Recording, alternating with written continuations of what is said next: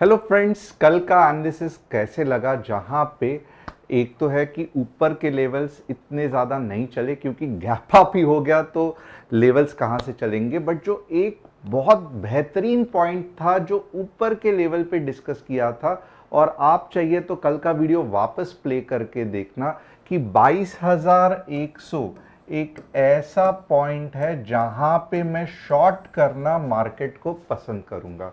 और आप देखोगे 22,080 के आसपास कितनी बढ़िया सी मार्केट में रैली आ गई शॉर्ट करने के लिए।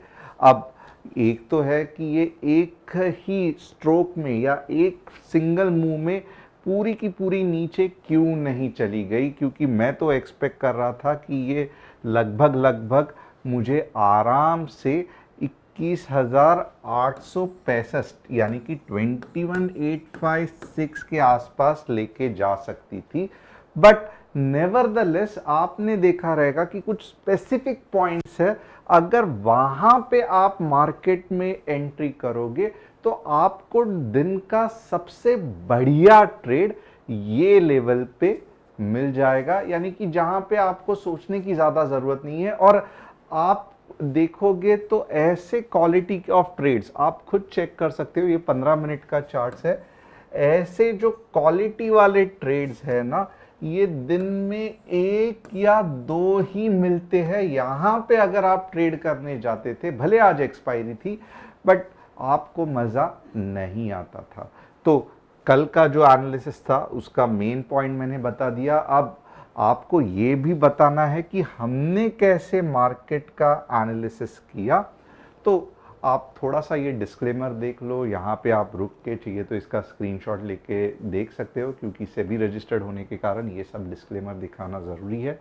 अब आप देखोगे ना, तो जो एनालिसिस फॉर एजुकेशनल पर्पस किए हुए थे, यहाँ से सबसे बढ़िया अगर आप देखोगे तो हम पी साइड पे ही थे कि जो फॉल आने वाला था वो हमें अच्छी तरीके से पता था।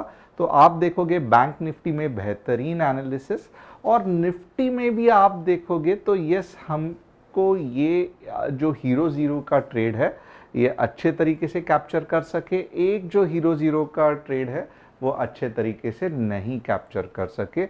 ओवरऑल अगर आप खुद देखोगे तो यस, एक अच्छा खासा बेहतरीन फैंटास्टिक डे था और फैंटास्टिक कल का एनालिसिस था। अब आप पूछोगे कि अगर ये एनालिसिस मुझे एजुकेशनल पर्पस चाहिए तो कहाँ मिलेंगे? तो सबसे पहले अगर आप नए हो तो आप पिछले एक हफ्ते के वीडियोस देख सकते हो। बहुत से बार अगर लेवल्स के ऊपर भी चला गया, बट कुछ स्पेसिफिक पॉइंट्स रहते हैं, जैसे 22,100 के बारे में कहा था तो वो अच्छा चला। तो आपको करना क्या है कि पूरा वीडियो ठीक से देखना है। उसके पहले आपको और एक एक्टिविटी करनी है, आपको यहाँ पे कंसिस्टेंटली कुछ अच्छा कंटेंट मिलेगा निफ्टी बैंक निफ्टी के रिलेटेड। अगर आप ऑप्शन ट्रेडर है तो आपको चैनल को सब्सक्राइब, बेल बटन को हिट, और अगर आपको ऐसे channel analysis for trial purpose चाहिए तो व्हाट्सएप कम्युनिटी को ज्वाइन करना नहीं भूलना है। अपार्ट फ्रॉम दैट अगर आप देखोगे तो ये कुछ स्टॉक्स है, डीसीबी, आयोनेक्स, आइनेक्स इंडिया और इंडिगो, इसका भी मैं निफ्टी बैंक निफ्टी के एनालिसिस के बाद करने वाला हूं। और कुछ टॉप न्यूज अगर आप देखेंगे तो TCS signs 7 years deal with Denmark based IT firm Ramboll, बहुत बड़ी कंपनी है। Tata semiconductor assembly and test will set up a semiconductor unit in Assam. Wow, बहुत पॉजिटिव साइड है। सेमीकंडक्टर्स एंड चिप का बहुत डिमांड है, with a capacity of producing 48 million chips per day. Wow, this will be fantastic for India. This facility is being build for 20,000 crore, ये भी एक अच्छी news है। Monarch Network Capital sees 42% upside in Sula vineyard stock on strong brand recall, market leadership. तो ये कुछ top news है, आप इसको डिटेल में, अगर मैंने कुछ आपको हिंट्स दे दिए हैं, आप इसको और सोच सकते हो।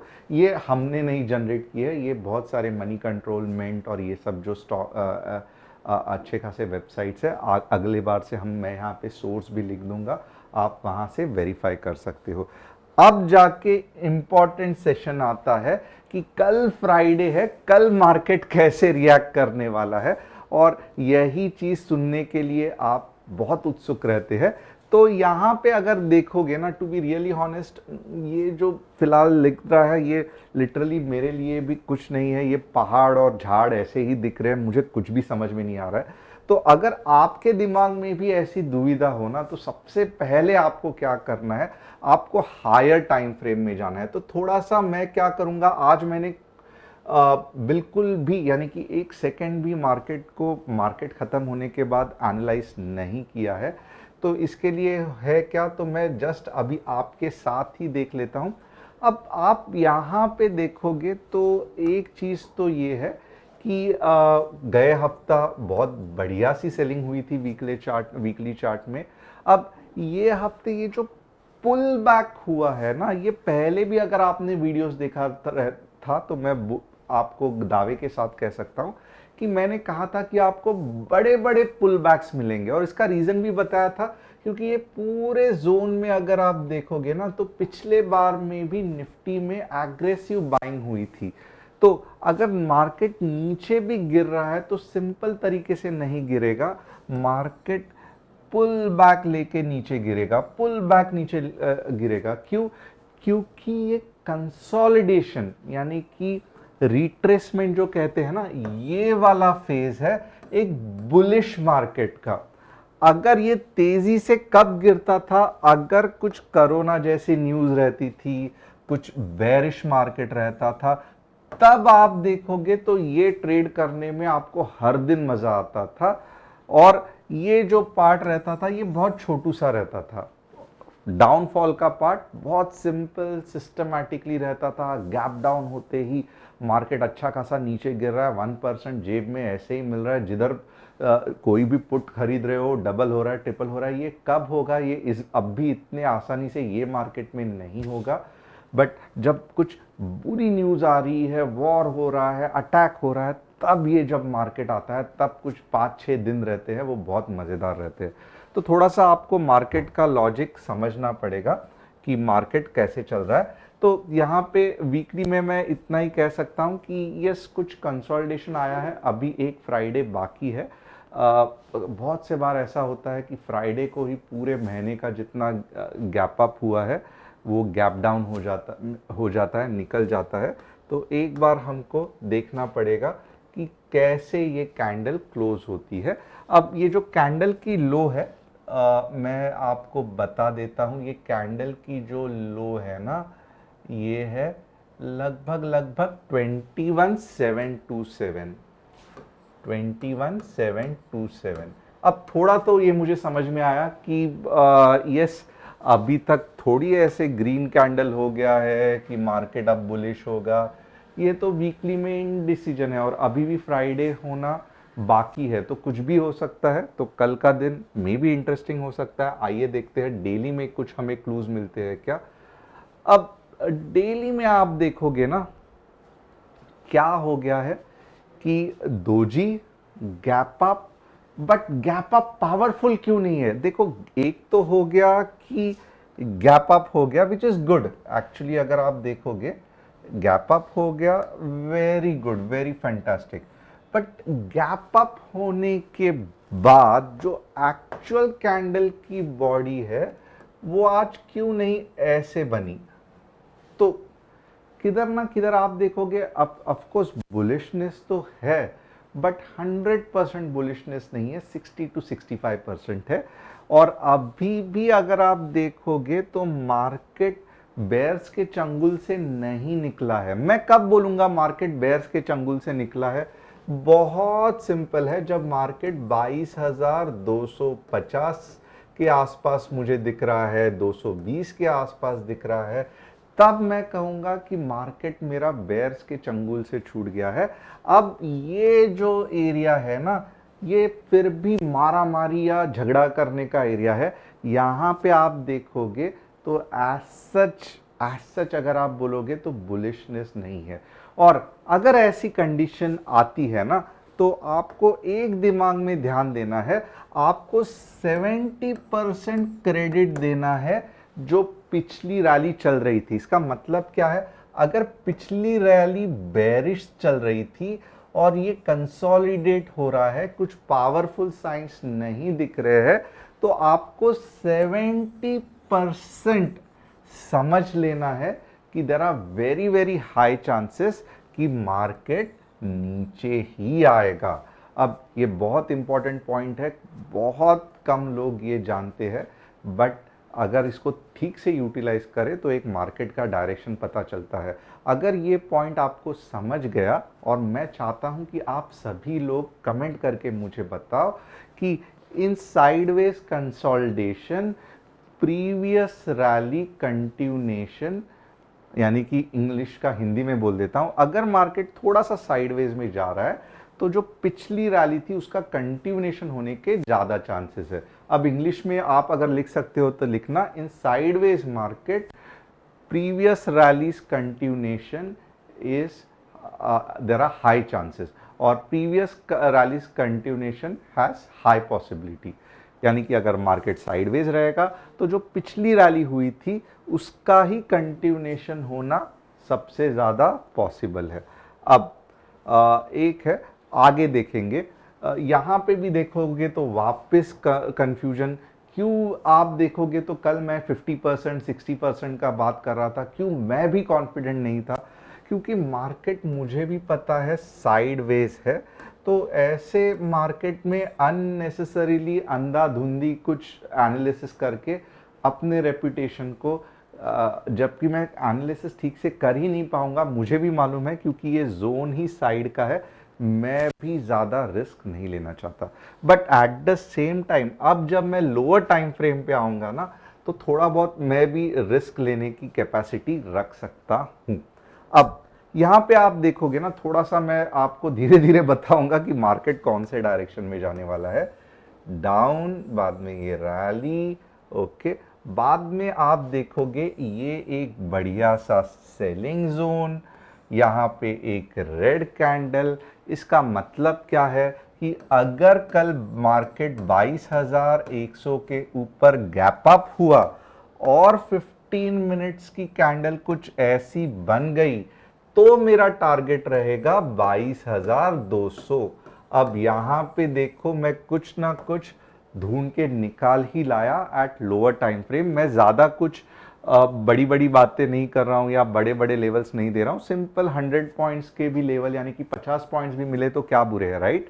अब दूसरा चीज क्या है वो भी देख लो, जब तक आवरली कैंडल ये पॉइंट के नीचे बन रही है, यानी कि 22,000 के एग्जैक्टली मैं लेवल्स भी बता देता हूं, अगर मार्केट 22,000, 22,000, 21,984 या 980 पकड़ लो, अगर मार्केट 21,980 के नीचे कुछ इस तरीके से आवरली में क्लोज हो रहा है, ओके, तो ये मेरा स्टॉप लॉस रहेगा जो कि है 22,050 के आसपास।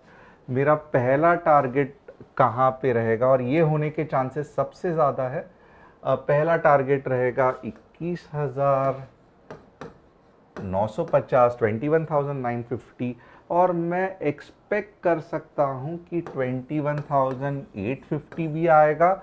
और अगर 21,850 भी आया तो आप हैरान हो जाओगे, मार्केट 21,700 तक भी आ सकता है, जो कि वीकली लो रह सकता है। तो ये होने के जो चांसेस है ना, ये जो लेवल्स 22,000, 21,950, बाद में 21,850, 21,700, इसकी प्रोबेबिलिटी मैं रखूंगा 65%। बट अगर मॉर्निंग को ही मार्केट गैप अप हो रहा है और गैप अप होके लगभग 22,050 के ऊपर क्लोज हो रहा है, सॉरी 22,050 नहीं, 22,000 ये वाले जोन में 22,100 के ऊपर क्लोज हो रहा है 15 मिनट्स में, तब मैं एक्सपेक्ट करूंगा 22,200 जाएगा। इसकी प्रोबेबिलिटी कितनी है? 40 नहीं, इसकी 45 नहीं, इसकी प्रोबेबिलिटी है 35%। तो दोनों तरीके से आपको पता चला रहेगा। ऊपर के levels 22,100, 15 minutes candle closing 22,200, probability 35%, नीचे आने के प्रोबेबिलिटी ज़्यादा है 65%। मैंने जो कंसेप्ट बताया उसके हिसाब से भी प्रीवियस रैली का कंटिन्यूएशन ज़्यादा है।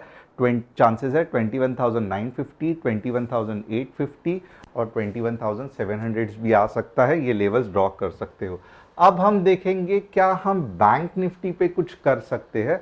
तो बैंक निफ्टी में भी अगर आप देखोगे ना तो लॉन्ग में तभी ही जाऊंगा जब मार्केट 46,800 के ऊपर है। और अब के बार मैं कहां तक लॉन्ग जाऊंगा 47K तक, और मैं शॉर्ट तभी ही जाऊंगा